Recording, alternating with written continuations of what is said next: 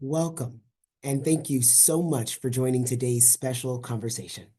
I'm AJ Hikes. I use they, them pronouns, and I am the Deputy Executive Director for Strategy and Culture at the ACLU. Today, I'm going to be moderating a powerful conversation with none other than Senator Chris Murphy of Connecticut and journalist, author, host, and political commentator Joy Reid. We'll also be joined by our Chief Political and Advocacy Officer, Deirdre Schiffling, and our Executive Director, Anthony D. Romero. What an all-star lineup we have for you, my friends. But first, here we are on day 65 of the second Trump administration. 65 days that have felt to some of us like 65 years. We are all feeling the unprecedented nature of this administration, and it is evident that the urgency for action has never, ever been greater. Since day one, the Trump administration has been testing the limits of executive power, from challenging constitutional rights like birthright citizenship to targeting the press, protesters, and state and local governments. President Trump has employed deliberate tactics designed to enforce compliance through fear, through force, and censorship. But here's the thing. Since day one, the ACLU has been out ahead of President Trump, actively challenging dozens of the executive orders and the actions that implicate our rights and our civil liberties, including unconstitutional efforts to strip healthcare access for trans youth, to ban birthright citizenship, to gain unfettered access to our data, and so much more. We came out the gates, my friends, not just swinging, but landing our punches. The ACLU is a 105-year-old institution. We were not created for Trump, but we are built for this moment, and we are showing up. And so are you. And as I always say, we ain't got to get ready because we stay ready. And clearly, our hard work is paying off. We are fighting back. We have already filed 21 lawsuits and counting to stop the assaults on immigrants, on LGBTQIA people, on free speech, and so much more. Just last week, we reached 1 million people who have taken action with the ACLU since the election. 1 million people, my friends. I said in our last town hall that this moment was going to be a full court press. I said we needed all hands on deck, that we were deploying every single ACLU national staff member, every single person in our state affiliates, every board member, every single ACLU supporter, and y'all said, bet. We're going to show up. And 1 million of you have answered the call already. On top of that, we have had hundreds of thousands of people fighting back, from contacting their members of Congress to attending the Know Your Rights trainings, and we are just getting started. So I know you all have friends, you have family, you have community who need to be on this call. So shoot them a text, forward them the email, tell them to join right now, because we got a lot we're going to be getting into. We knew this administration was going to come for our rights on day one. But to be honest, it doesn't make this onslaught that we're experiencing any less painful or exhausting. Here at the ACLU, we believe in people over power. We want to remind you all that there are people just like you and me who are showing up, who are fighting back, and who are making it clear that our country is for the people, not for President Trump. And so as we get started, I want to invite you to flood the comments with your encouraging words for yourselves and for the ACLU who are on the front lines. Say, not on our watch, because we are here. We're going to be resisting. We are in this together, and they got to get past us first.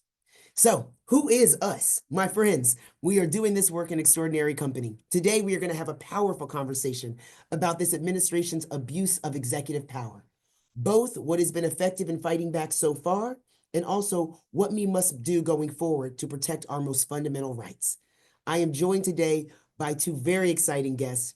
First, we are joined by Senator Chris Murphy. Senator Murphy is the junior United States Senator for Connecticut, where he has served since 2013. He's the Deputy Secretary of the Senate Democratic Caucus, and he's on the Committee of Foreign Affairs and the Committee of Health, Education, Labor, and Pensions in the U.S. Senate. Senator Murphy has been a leader in calling for his colleagues to stand up against the abuse of government power that we are seeing as a part of this Trump administration. He has been about this work. I know y'all seen him. I've seen it, and we love to see it. So welcome, Senator Chris Murphy. Thanks for having me. We are also joined by someone who requires very little introduction. Joy Reid is a television and podcast host and also an author and renowned political commentator, and I am a very huge fan. I know so many of us are. Joy Reid is the New York Times best-selling author, political commentator, and an analyst with 30 plus years in the media business. I'm not sure how that's possible. She must have started at 3 years old because the math is not mathing. But most recently, for 5 years, she was host of the two-time NAACP award-winning and Emmy-nominated nightly news analysis program. Y'all know it, The Readout on MSNBC. And prior to that, she hosted the weekend program, AM Joy, which became MSNBC's highest ever rated weekend program. Talk about it. And the daily news show, The Reid Report, from 2014 to 2015. Joy has also written 4 books, including 2 New York Times bestsellers, and has also done The Man Who Sold America, which spent 4 weeks on the list. She's a 1991 Harvard graduate, a mother of 4, and she and her husband run a documentary film production company, Image Lab Media Group. Please welcome Joy Reid. Hello, AJ. Thank you. And you are now my publicist. I got you. I got you. Put Started me at in, 5. coach. Put me in. I got you. Yes. All right, my friends, let's get into it. So, since President Trump took office, his administration has increasingly abused executive power, from trying to unconstitutionally end birthright citizenship, which we at the ACLU considered sacred hallowed ground, to arresting Mahmoud Khalil for exercising his right to free speech and threatening retribution against the press. Senator Murphy, I'm going to start with you and ask a question that many people have. What does this rampant abuse of executive power say about the supposed checks and balances that our system has? Are these checks actually working? Well, listen, I'm so excited to be here with you all, particularly with one of my heroes, Joy. But there's thousands of heroes on this call because the ACLU protects us every single day. It's protected this country and our rights for 100 years, and the ACLU doesn't work without thousands of people all across the country who write small checks, who engage in small actions. So thank you for stepping up again right now. I mean, it is both scary and heartwarming that we are able to fill this enormous need right now. People are turning out all over the country to stand up for democracy, to stand against corruption. And I know the ACLU makes a lot of that action possible. So AJ, there's this sort of discussion here about whether we should talk about story A or story B. Story A is the billionaire takeover of government, the corruption inside that government as Trump tries to construct an oligarchy combined with a kleptocracy, right? Where a handful of very, very rich men steal from the rest of us. And story B is the destruction of our democracy. His attempt to seize spending power, to violate the Constitution, to try to crush dissent. And it's popular inside political circles to debate which story should you tell. There's no choice to be made. They are the same story. There is no doubt they are trying to put the billionaires in charge. There's no doubt they are trying to steal our Social Security, our Medicaid, in order to pad the pockets of the elite. But they know that that is wildly unpopular. They know that that agenda cannot sustain in a participatory, open democracy. And so, in order to enable the seizure of power by the billionaire class, they have to destroy our democracy. One enables the other. It is part of the same story. And so this is the story that we have to lift up right now, all across the country. There is a second debate that's playing out as well, and that's inside the political class. Can we just sort of do normal politics and try to win elections, or are we worried that there won't be another free and fair election in this country? And so we have to step up with a different kind of urgency in order to make sure that this year we stop the arrest of democratic norms. Now, I am in the latter category. I believe that right now we have to center all of our actions politically around making sure that we can create the kind of national mobilization that has always been necessary when a democracy is sliding into autocracy. There are plenty of examples in which that slide is interrupted, but it is only interrupted by massive popular mobilization. We are seeing the beginning of that now. But doing that involves people taking risks. Ordinary average citizens taking a risk to be part of a protest, to give a little bit of your time to this movement. And so political leaders need to take risks as well. We need to be taking risk-tolerant activity. We need to be engaged in tactics inside the building that involve both big upside but potential big downside. And if we are able to both engage in that kind of risk taking inside the building, combined with the kind of mobilization or risk taking outside the building, then yes, we can provide the popular check that is necessary side by side with the legal check. ACLU will fight in court. That's not my job. My job is to fight in the halls of Congress and then to join with mobilization groups on the outside. And if you have a robust legal effort with strong tactics, risk tolerant tactics on the inside of Congress, combined with mass mobilization on the outside, we'll beat this guy. We will save our Constitution. We'll save our democracy. There's more of us than there are of them, and our combined effort is powerful. Laying out the roadmap. Thank you so much, Senator Chris Murphy. I appreciate you for starting us with really the power of the people here and talking about this mobilization. When we get onto the program a little bit later, we're going to talk about how the people are moving, how we're speaking up and taking some of those risks. But you mentioned a participatory open democracy, and one of the most essential components of that, of course, is a free press. And so I want to turn to Joy right now. Joy, talk to us about how journalists and media are adapting to, frankly, what is just a hostile environment where the president has called the media the enemy of the people. How is the freedom of press holding up? Well, I want to first of all start, but before I answer your question, I promise I will answer it by echoing Senator Murphy in praising the ACLU for being in the front lines of this fight. I mean, it is a fight, and I'm fond of saying that when war is being made upon you, you are at war, whether you want to be or not. And I think a lot of Americans just want to not pay a lot of attention to politics. Senator Murphy's constituents love him, but people generally don't really even pay that much attention to who their leadership are a lot of the time, and don't really pay attention between elections. And that's part of the problem. Participatory democracy requires what's on that sign behind you, AJ, we the people, to actually participate. And, very quickly to sort of run us back through our, history, we've only been a full participatory democracy since the 20th century. Russ Vought, who's now the Office of Management and Budget Director, very helpfully telegraphed to us during that infamous Madison Square Garden pep rally for the current president before the election, when he said he stipulated when he believed America was great. It's one of the great questions that we journalists and others have tried to ask the administration. When was America great? And he agreed it was the 19th century. He believed that we were the greatest during the late 19th century, which for those of us who know a little history was called the Gilded Age. And the thing that the Gilded Age had in common with now is that you had an oligarchy that had taken over the United States. The United States kind of was born as an oligarchy, right? It was wealthy planters that ran the country, and rights accrued to those wealthy men and not to poor white men, black men and women, indigenous people, or anyone else. It was really just wealthy planters that had rights.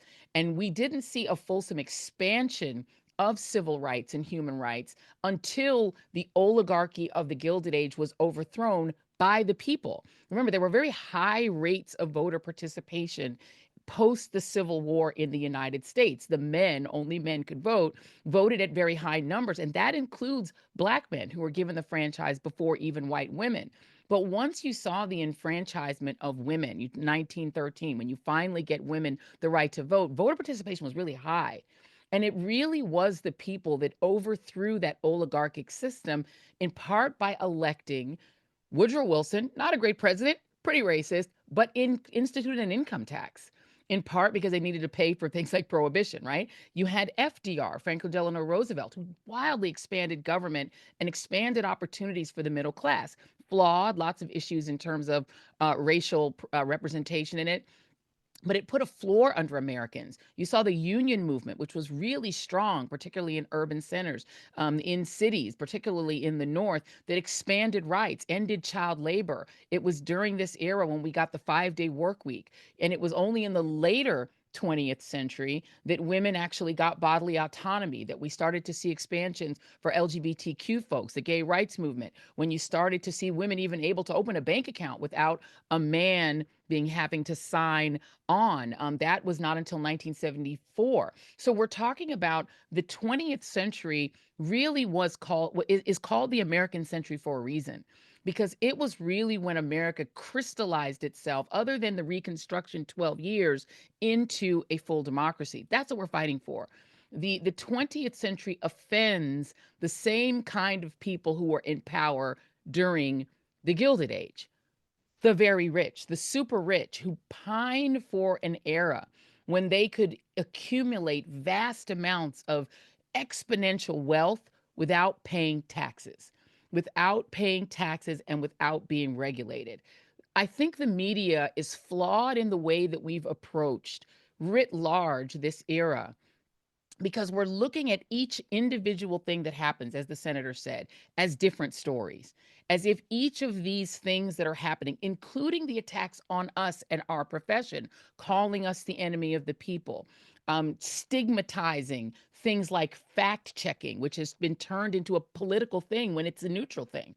We are seeing and approaching those things as individual scandals rather than looking at the big picture of the ways in which our American century, the 20th century, offends a group of Americans who have vast wealth and are willing to spend unlimited amounts of money to use the media to create propaganda, to create false narratives, to propagandize people into turning against the very programs that underpinned their parents and grandparents and allowed them to become middle class, to turn people against immigrants, against brown immigrants who are literally feeding us, picking our food, building our buildings, to turn on them and to confuse people so much that we're fighting each other and not paying attention to them. I think if we had a focused way of doing journalism that isn't about taking a political side, because this isn't partisan, the people in the MAGA world are going to suffer just as much as the people who are progressives. When Medicare is undermined, when Medicaid is undermined, when Social Security checks are late, when there's no Head Start, when there's no underpinning legally, when there are no food stamps, et cetera, everyone suffers. And we're starting to see that. And I think that the media has backpedaled so much out of fear, because even the media is run by oligarchs for all intents and purposes. So at the top of these media companies, in many cases, are people who also want tax cuts, who also want to do mergers and acquisitions, who also want to be deregulated. And so there's a tension in what it is that journalists are going to be able to do. Look at the Washington Post, which is run by an oligarch who is much more interested in the financial remuneration that could come from cooperating with the administration than allowing the Washington Post to be the Washington Post. And so there's a fight in that newsroom. There's a fight inside of these corporate newsrooms as to whether we tell this fulsome story and risk telling that story and receiving backlash from the administration, or whether we hold back. And so I think the media is really at war in a sense with itself. And until the media can decide that it is fully on the side of democracy, and that the media can only survive, even conservative media can only ultimately survive if we go into our 20th century mindset of trying to be a democracy, then I think we're never going to fully serve the American people. Joy, you said a whole word, girl. Just got us started with a history lesson, situating us, demonstrating that we've been here before, but also hammering home the real implications for real people if we continue down this path. Thank you for emphasizing, frankly, the importance of people standing up in this moment, demanding their power, and how the media is implicated here. I have to continue us on this theme of the components of our participatory democracy, because I want to drive this home a little bit more. I want to talk about how, frankly, our elected representatives are showing up in this moment, and what that has to do, connecting to what Joy was just saying. Congress has historically played a very critical role in holding the president, the executive branch accountable, but some say, many really say at this point, that Congress is abandoning that role in the age of Trump, allowing him to radically expand and abuse executive power. And of course, Congress is not alone. We've also seen business leaders, to go back to Joy's point about the oligarchy, seen universities and others that are caving to the president's threat out of fear of retaliation and punishment. I know that I'm not the only one who has been profoundly disappointed by kind of widespread capitulation that we're witnessing already. To you, Senator Murphy, what should Congress be doing right now to rein in the Trump administration? What does accountability look like when the president's party also controls Congress? Yeah, listen, I think, this is obviously one of the most important questions right now. I mean, let's just state the obvious at the outset. Republicans run the House of Representatives, the United States Senate, and the White House. And so, while I have joined in others' criticism of the tactics, I also acknowledge that right now there are limits to what the minority party can do. We would have much more power if we were in the majority in either the House or the Senate, and at the very least, exercise real, true investigative and subpoena functions over this illegality. But that being said, there again, to talk about sort of the discussions that happen inside this building, one of them is that nobody really pays attention to the tactics that Congress uses, that's just an inside discussion. And it is true, as Joy said, that there's plenty of people in this country who are not paying attention on an hour by hour basis to politics. There is a ripple effect that occurs. We still are the center of the opposition, the resistance, the defiance, whatever you want to label it. And when we aren't fighting as hard as we can, when we aren't showing up every day with a sense of urgency, then that signal is heard on the outside. When we are showing up with real fight, when we are willing to take risks, then other people are willing to take risks as well. And so, a lot was made of the response to the State of the Union, right? The fact that there was no simple, coordinated message. Everybody seemed to be doing something different. Posit whether we should have been there at all, right? Posit whether Democrats should have showed up and endorsed and legitimized what was essentially a studio TV show, right?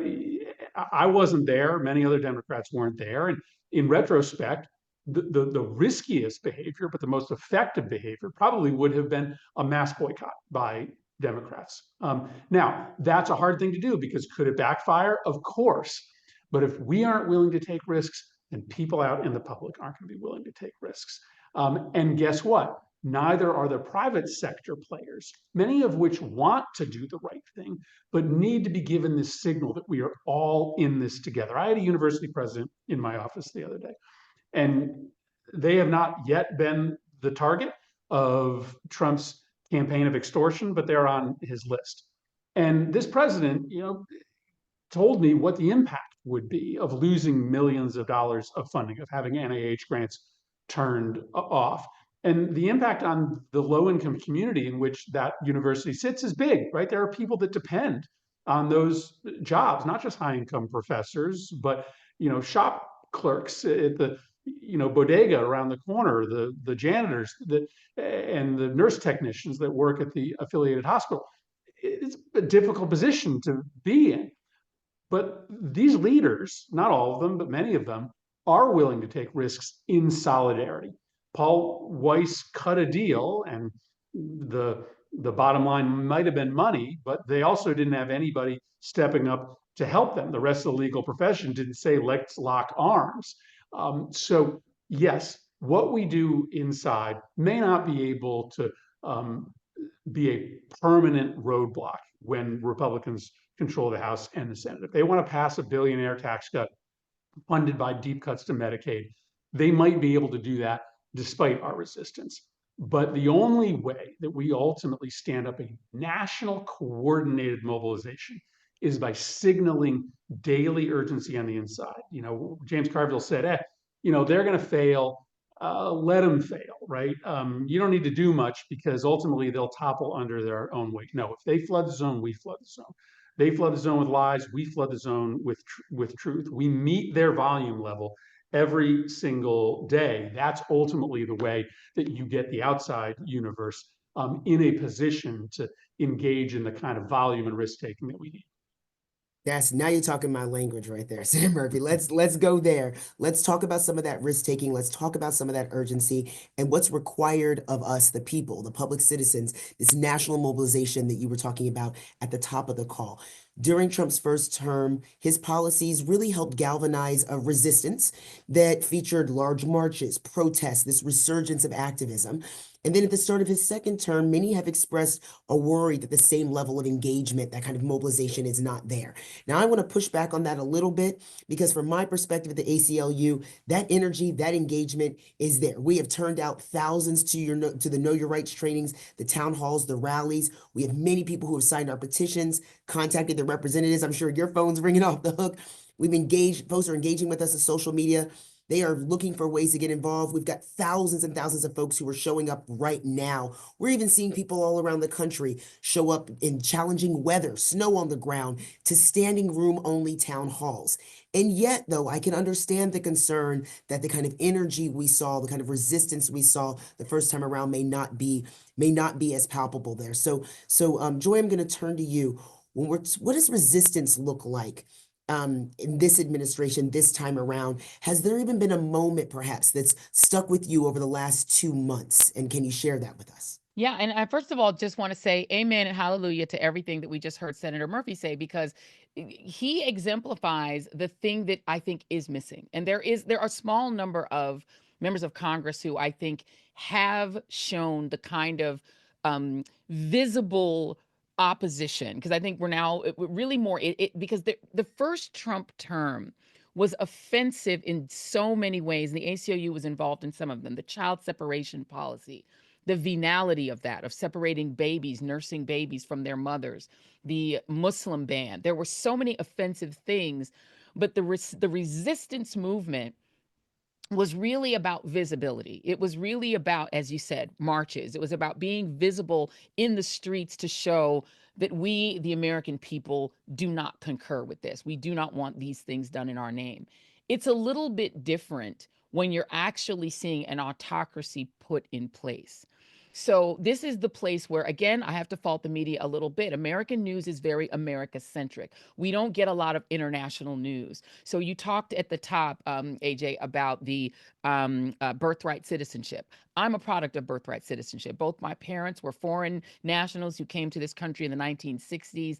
I'm an American on purpose, right? We were very deliberate Americans. And so I tend, because I still have family that's outside of the United States, to watch a lot of international news. It's very different. And so I think it's going to be incumbent on Americans to take a rapid fire, quick education in other autocracies, because there is at least one international organization that has derated the United States. We are now not rated as a full democracy by the people who do this work, right? So we need to start studying the way resistance looks in autocratic countries. You think about Russia, the Alexei Navalny example, the people like Vladimir Kara-Murza who've taken incredible personal risks. That's at the extreme end of autocracy. You think about the movements in places like Hungary, right? You think about what's happening in places like Venezuela, where they've already had an autocracy very much like Trump put in place. It's happened already. So we can start to study kind of what other countries are doing. And one of the things that experts in autocracy will tell you is that there is, number one, yes, the visibilities, and I've seen a lot of them. The Denver, Alexandria Ocasio-Cortez and Bernie Sanders rally, it was more than 20,000 people. I've heard everywhere from 20 to 40,000 people showed up. So there's been huge visibility. I think the town halls are critical. You're seeing people go to these town halls, whether it's Democrats or Republicans, when Republicans are willing to actually hold them, and holding those members to account, forcing members, even if they ultimately, sorry, my dog is now getting excited about somebody coming near our house.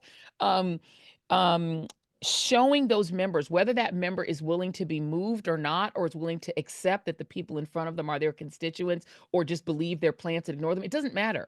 The visibility at town hall so that members see it, I think, have been really, really important. There have been a lot of emotional moments that have even made their way and broken through on television, because the media hasn't been showing the mass rallies the way that they should. Not in this country. Internationally, people are seeing them even more than people are seeing them here. I think the ACLU exemplifies one of the things that needs to be done: lawsuits.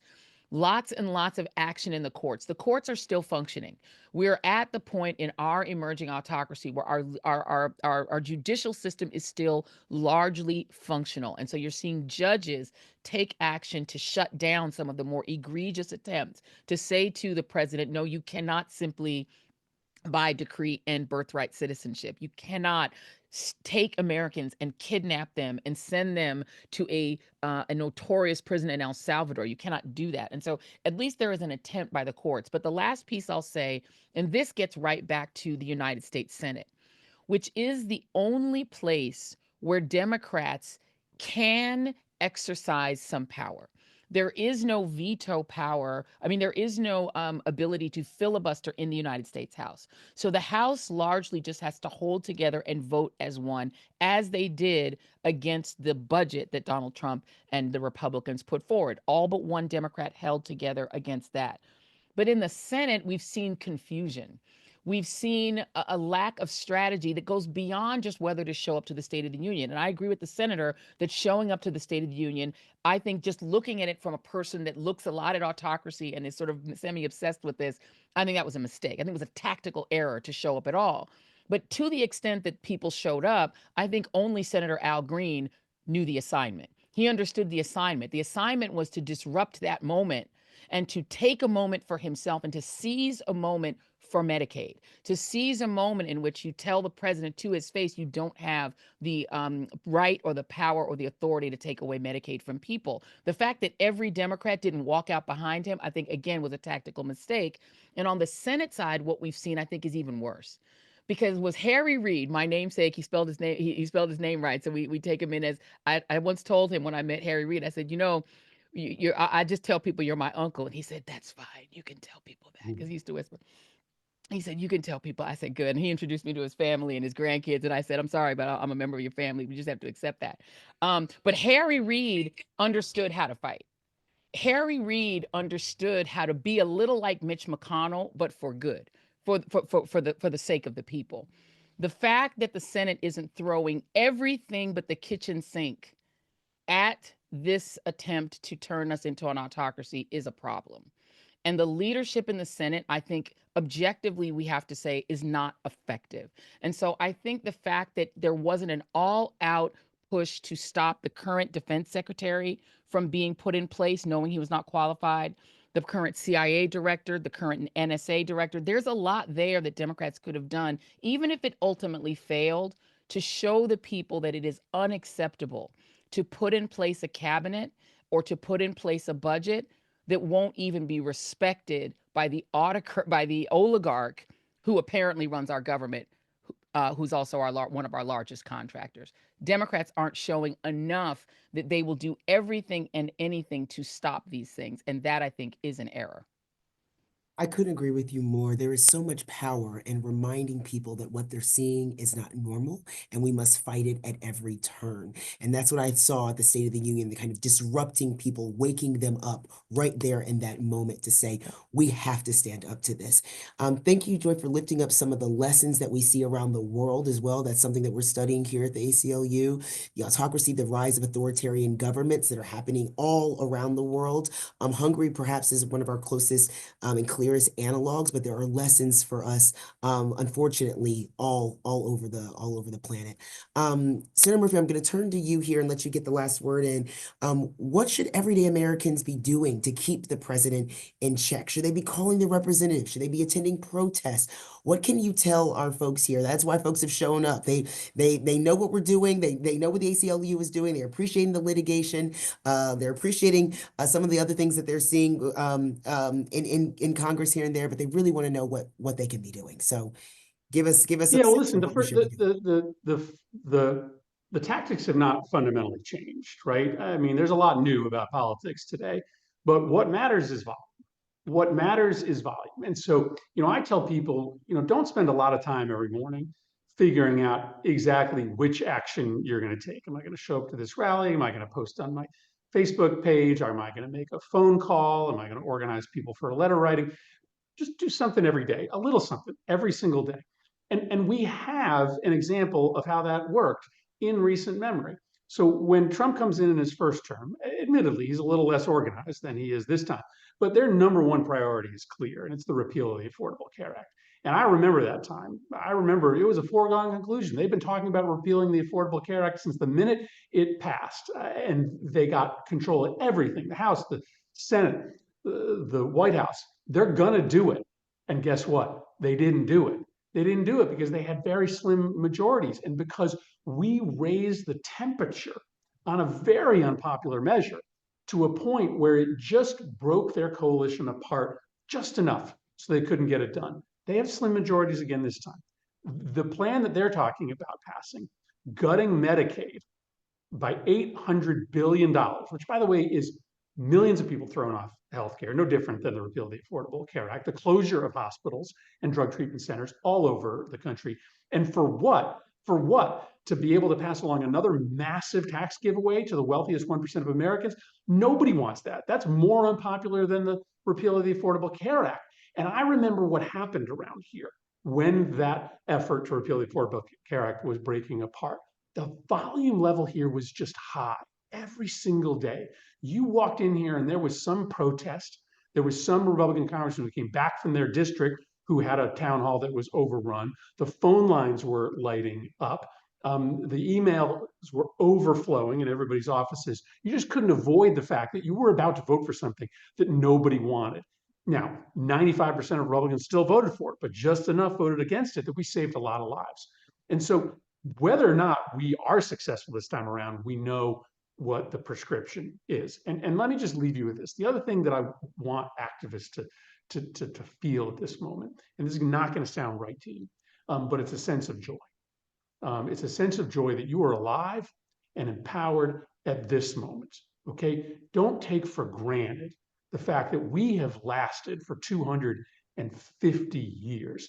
This is the most noble, bold experiment in the history of the world. Not just democracy, but multicultural, multi-ethnic, multi-religious, multiracial democracy. Nobody has tried this at scale. Not only have we done it imperfectly, but we've done it for 250 years, and we tend to get better as time goes on. And so we're here, you're on this call because you're in a position in your life to stand up for this experiment, to make sure that it's at least around for another 50 years so that your kids and grandkids can see it. And of all of the places and times to be dumped onto this earth, to be born, I mean, feel joy that you were born at this time. Feel joy that you're on this call right now, that you have the ability to go decide what you're going to do this weekend to be able to preserve something that is still a miracle, that we are still not good enough at. We got to get better at how to do self-governance in a melting pot, how to respect everybody's rights, how to make government work for the many, not the few. I get it. This is still a work in progress, but raise the volume and feel joy while you do it. Ooh, amen. You took us a little bit to church there, Senator Murphy. And Joy, I'm running out of time, but I have to let you get a word in because I see you want to. So give us a little something. All I was gonna say is amen, and it's not Sunday at church, and I don't know what religion Senator Chris Murphy is, but you can get an amen and a hallelujah. How about that? Yeah, they don't do that Both stuff of in them. Congregationalist Protestant churches, so I learned that somewhere else. Former Methodist, turned Baptist, and we got you in both of those two religions. I was Catholic for a hot minute, but I've been all of them. But look, amen. We'll bring all of it in. All of the religions, we'll take all of it. Hallelujah. Thank you so much to Chris Murphy, to Joy Reid. I appreciate y'all. What a powerful, powerful conversation. Y'all heard it. Do something every day. You are alive. You are empowered in this moment. You are here, and we have a responsibility, my friends. We have a responsibility to show up in this moment. Y'all, they have to get past us first, and we ain't letting them, all right? And since we're already talking about church, I say all the time, the devil may work hard, but the ACLU works harder. Can I get an amen? Amen. All right. And with that, thank you so very much, Joy and Senator Murphy. We appreciate y'all, and we'll talk very soon. Thank you. All right. I am so thrilled to welcome, speaking of the ACLU working hard, two of our very hardworking leaders in this fight, Anthony Romero, who is our executive director at the national office, and Deirdre Schiffling, who is our chief political and advocacy officer. Anthony and Deirdre have been on the front lines of defending our rights for years, especially in this new Trump era. They are helping guide the ACLU's legal, political, and organizing strategies. Y'all, what a conversation, It right? was so good. So good. So good. So good. I'm Exactly what energized. everyone needed. And I especially, I was just like, yes. Yes, I can hear you. Get me Anthony off gets a this few doors Zoom. I down. have work to do, right? That's exactly right. They're putting us to work. So let's get into it, Anthony. I know you're ready to talk. You've been leading the ACLU for over 2 decades through some of our most intense legal and political battles in recent history. You've led the fight against the war on terror to protect free speech online and offline, push back against assaults on trans rights, advocating for the commutation of federal death sentences, win the freedom to marry for same-sex couples, and of course, during the first Trump administration, you led the organization through 434 legal actions to defend our civil rights and civil liberties. Please give us your read on this moment and how we're fighting back right now. We are just getting started. Okay. AJ. We are just getting started. I mean, I just want to say, Senator Chris Murphy was amazing. I might move to Connecticut, right? And Joy Reid should be a senator also. I mean, she is remarkable in terms of her knowledge of the history and her ability to communicate to people. So I just want to thank them both for their pep talk. And at the ACLU, we've been so busy. We were ready. We were prepared. You'd want us to be. But I want to give you a sense of just why we're just getting started. Just as we were on this Zoom, I got a phone call. I was not on camera, so I could pick it up. I got a phone call from Legal Alert, our colleague, the Deputy Director for Immigrants' Rights, that we won our case in the DC Court of Appeals, right? This is the case that the government has been running up to try to get as quickly as they can to the Supreme Court. Bring it on, bring it on. So far, so great for us. We were at the circuit court in front of 3 judges. We listened to the argument. I know, AJ, you and I were listening it together on Tuesday. Today is what, Wednesday? Yesterday, right? Yesterday or Monday? No, it was Monday. It was Monday morning. Monday. And we just won 2-1 in a decision, including a Bush appointee, right? So let's see what Donald Trump wants to say about a Republican Bush appointee, names he wants to call them. And this case is saying that the government cannot use the Alien Enemies Act, a 1798 law, invoked in secret before anyone knew it, to try to move out 200 individuals with no due process to a notorious prison in El Salvador. No due process, ship them right out. And we listened to the argument. They were asking all sorts of questions of the government. And the fact that we would win now 2-1, I bet you the government goes up on appeal to the Supreme Court. Bring it on. We will make the arguments there as well. And I think that what I just want to say is that we're doing our very level best. We have over 21 lawsuits that we have filed already, over 4 dozen Freedom of Information Act efforts.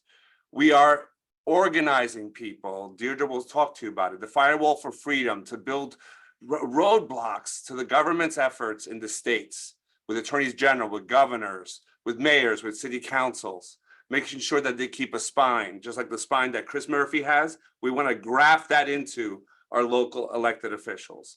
And the efforts we're doing on Know Your Rights trainings. Oh my God, the third or fourth highest visited webpage on the ACLU website is our Know Your Rights material in Spanish, right?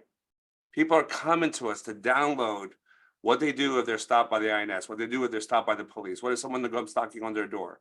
And so we're doing all this work in terms of the people power trainings, the Know Your Rights trainings, the Firewall for Freedom, the litigation that's really kicking butt. It's really a moment not to lose hope. We are just getting started. Yes, we are. Come on, Anthony, coming in with the breaking news. My email just started blowing up. Oh, there it is. So yes, we won, and we will see you in court again and again and again. All right, Deirdre, I'm going to turn to you because I know we're a little bit behind, but this has just been so good. You lead our political and advocacy department, which houses are the organization's national and state level policy and campaigns teams, our national grassroots organizing infrastructure, and electoral programming. First of all, I have to say, congrats on 1 million people taking action since the election. What an incredible accomplishment. And shout out, of course, to our political and advocacy team for meeting the moment. Since the election, you all have been working with our 54 affiliates, our boots on the ground, and our Firewall for Freedom campaign. This is to urge our state and local officials to protect our rights under the Trump administration. And as a part of this campaign, the states and localities have already taken action to protect immigrant communities, the right to protest, and so much more. And as Anthony just said, we're just getting started. So Deirdre, talk to us more about what activism and resistance looks like in this moment. Well, first, can I just say it is so inspiring to be in this space with all of you. I think I also needed that pep talk from Senator Murphy and from Joy Reid and from both of you. And it's just inspiring to be together with so many folks who are ready to take action in this critical moment.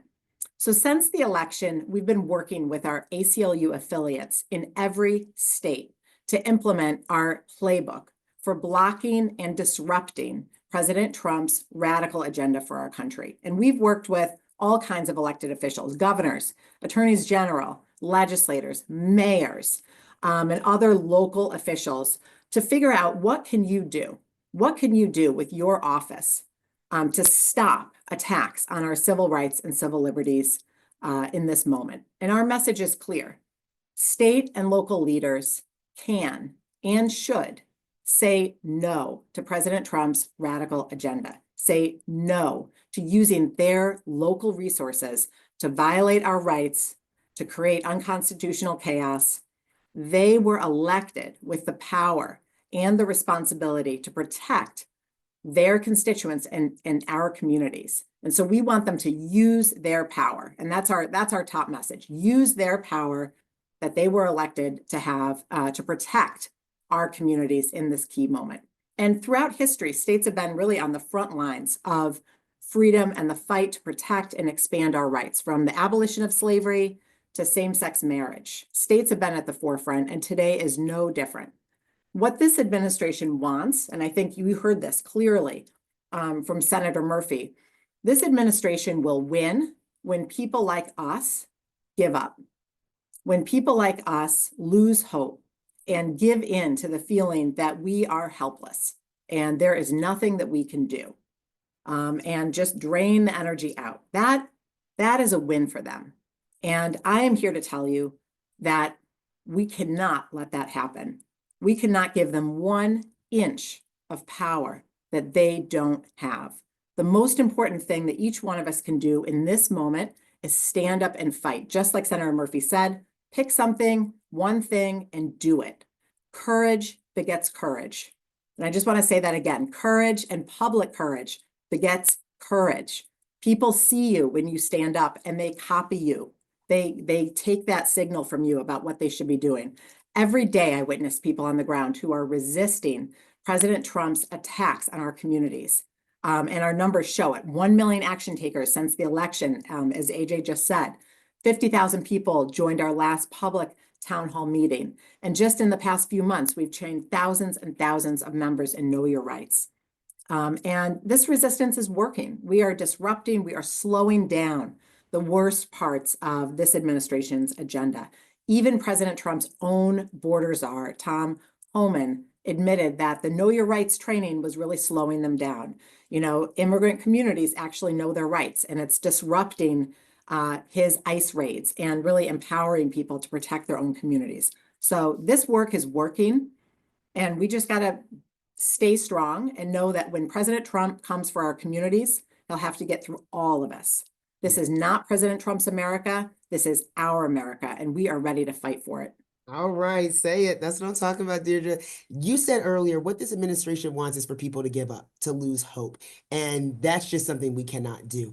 That piece that you said about Homan is actually my favorite. I mean, the people know their rights and they are willing to fight for them. And that is what we are showing up and we are saying, not on our watch. And it is slowing them down. It's putting sand in the gears. That's what we need to be doing, folks. Anthony, we'll return back to you. It's really inspiring to hear what Deirdre was saying, as so many people from all over the country are coming together to defend our rights and liberties, but we know the fight is just getting started. So what stands out to you at this current moment? What's really raising the alarm for you that we need to be aware of? So look, there's a lot happening, all these executive orders, what's happening in the federal government, Signalgate. It's really hard to keep track of everything, but this is how I try to use my kind of typology about tracking what's going on in the country. First, the administration is targeting its enemies. It's really clearly going after people that have substantively disagreed with them, right? So that's why they're going after law firms. That's why they're going after people like Mark Elias and Norm Eisen, people that are dear personal friends of mine. They're going after anyone who has locked horns with them. They have developed an enemies list, and they're trying to march down it as a way to target them. It's like a modern day McCarthy. So let's understand that, right? It's not just that they want to rule in an autocratic way. They are really going after their enemies. Number two, they're targeting politically weak, disenfranchised groups as a way to score cheap political points. And that's how I bucket the work that they're doing on immigrants. That's how they're doing the work on the trans community. They really are trying to demonize some of the very people who make up the fabric, the vibrancy of our communities, right? So that second part is also of great concern to us. And I think the third one is they're trying to cudgel the powerful, right? And that's where trying to bring Colombia to its knees, right? By threatening federal monies, by trying to get these law firms, shame on Paul Weiss for capitulating. I said it out loud, right? I'm sorry, we expect more from jurists and members of the bar. You have to stand up for something. When you're up against the wall, the dollars and cents don't matter. Your values and principles matter. And if the powerful allow themselves to be cudgeled by a president who does not have all the power, he is not a king. He is not able to just rule by fiat. He will rule if we allow it. And if we pay obeisance, and shame on us if we allow that. So we see those three elements about targeting their enemies, targeting the weak for cheap political points, and then cudgeling the powerful. That is when we have to just take action. I think the senator said it perfectly. You don't have to figure out how to file a class action lawsuit. We got that, right? If you're members, thank you for your membership. Just send whatever, send $10 and pass it around, and then we will handle the class action lawsuit. But show up at these town halls, show up at these sessions, take action, show that civic action is alive and well, right? Kind of demonstrate your commitment to making the world a better place and not just living this kind of nihilistic life where you just kind of crawl into your own hole and hope that they don't come for you, right? That is what they would want us to do. And that is exactly what we can't allow them to do. Resist, resist, resist. As Senator Murphy and Joy shared, the fight that we confront right now is going to take all of us. Each and every single one of us is going to be needed to change the course of our nation's history and defend our most fundamental rights and freedoms. So Deirdre, I'm going to bring it back to you here one last time. We're coming up on time. Just close us out. What do you make of all of this? Give us that shot in the arm that we need. Well, I think all of that is exactly right. And there is perhaps no freedom more fundamental than ensuring that we are all free to speak truth to power. And free speech is under relentless attack right now. Anthony just gave some examples of it. The First Amendment has no exceptions for speech that the government doesn't like. The power to label some speech as, quote, criminal or, quote, misinformation cannot rest in the hands of any president.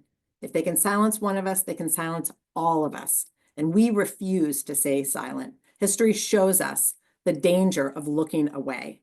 So we are standing together now because only with free speech can we have a free country. And I want to just offer one concrete way that folks on this call can stand up with us right now.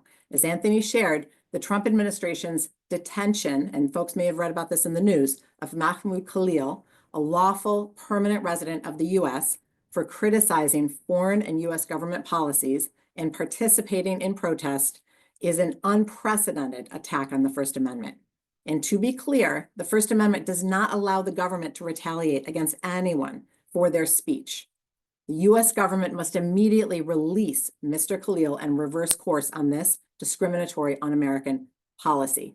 And so we ask you to join us in calling on ICE to release Mr. Khalil immediately. Send a message to the Trump administration. We will not back down. We are not going to be scared into silence. Attack on one of us is an attack on all of us. We will stand together. Courage begets courage. Free speech, free country. That's it. That's the word. Free speech, free country. That's as American as apple pie. I got one final ask before folks log off. Please join People Power, y'all. This is our grassroots action platform. Our volunteers mobilize nationwide. They make phone calls. They send texts. They write letters. They attend rallies to defend civil liberties. Senator Murphy was reminding us, and soon to be, hopefully, Senator Joy Reid, do what you can wherever you can. These are some of the ways that you can get involved. So we hope that you can sign up and join our team. Thank you to Anthony. Thank you to Deirdre for leading us in this moment and reminding us that the fight is a marathon, not a sprint. And each and every action we take under this administration will count in the fight to protect our fundamental freedoms. And let's please give a huge thank you to Joy Reid and Chris Murphy, Senator Murphy, for their conversation with us today. We are so grateful to be in community with you all. Just a little bit earlier, I want to close with what our Deputy Legal Director, Louise Melling, always reminds us, is that these are hard times. They're perhaps some of the hardest times many of us have seen. And yet the only thing harder than continuing to fight is stopping the fight. And we know that's not an option. This activism during this time is a calling for us, a calling to create a more perfect union for our communities, for our families, those who are here today, and of course, those who are yet to come. And so nobody can stop us and no one can stop this movement. Trump's got to get past us first, and baby, we ain't going anywhere. We ain't new to this. We're true to this, and we were built for this moment. So please know that we are with you. And when we stand together, we win, and we're going to get through this together. Stay engaged, my friends. Keep fighting, and we will see you next time. Take good care.